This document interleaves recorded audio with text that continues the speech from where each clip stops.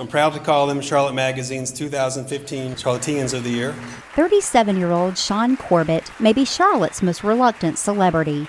It was never his intention to be honored at civic events or collect awards. I didn't realize that it was that big of a deal, but I really appreciate it. Simply known as Lucky around the neighborhood, Corbett owns the Lucky Spot Barber Shop on North Tryon Street. He's been cutting hair in the same chair for nearly a decade. I cut everyone from pastors to Carolina Panthers to law enforcement to the everyday city worker. That chair is like my home. Corbett's shop is a cornerstone in the Sugar Creek community where many children are born into poverty and raised by single mothers. Growing up in Brooklyn, New York, Corbett can relate. My mother worked a lot, so we had a lot of time to be yourself. So I got into some of the stuff that most young kids get into. As I got older, things started to get worse. After years of police run-ins and a couple of prison stints, Corbett turned his life around. Me being a business owner and coming from where I came from to now, I think I'm just a great example, just letting people know that where you start is not where you have to finish.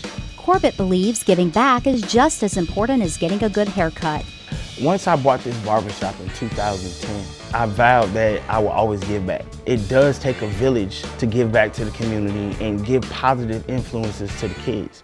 When conflicts between police and young black men made headlines in 2014, Corbett took notice, most notably the violence that erupted in Ferguson, Missouri after the Michael Brown verdict. I sat up that night and I watched them destroy their own neighborhood. And I just knew that something had to be done because I felt like at that time that if Michael Brown would have had some form of a relationship with that officer, I think that situation could have been prevented. Moved by the Ferguson riots, Corbett came up with a concept of how to build better police and race relations right here in Charlotte.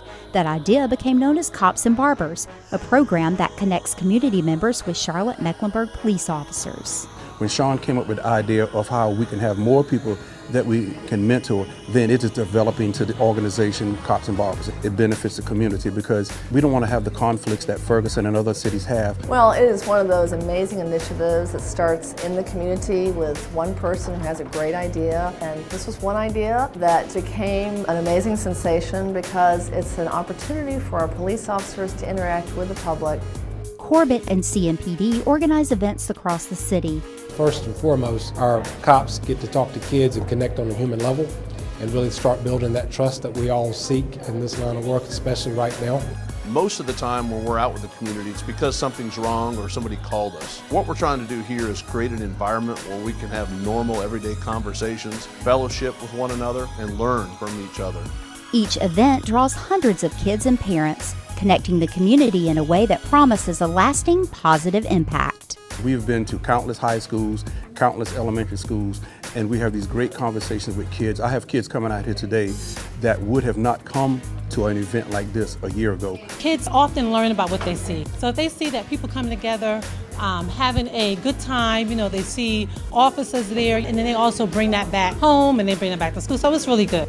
We know that public safety is a two-way street, and the Cops and Barbers program has really moved us forward in that building of trust, understanding, and seeing folks on a human level.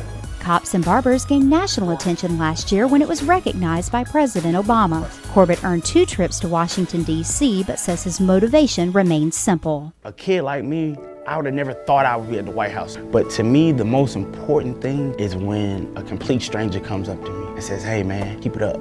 Or people say, "Hey man, our kids need to be saved. It's a lot going on that needs to be changed. We believe in you, we appreciate it." Despite the magazine covers, media interviews, and Charlottean of the Year honors, Corbett desires a legacy far greater than the limelight.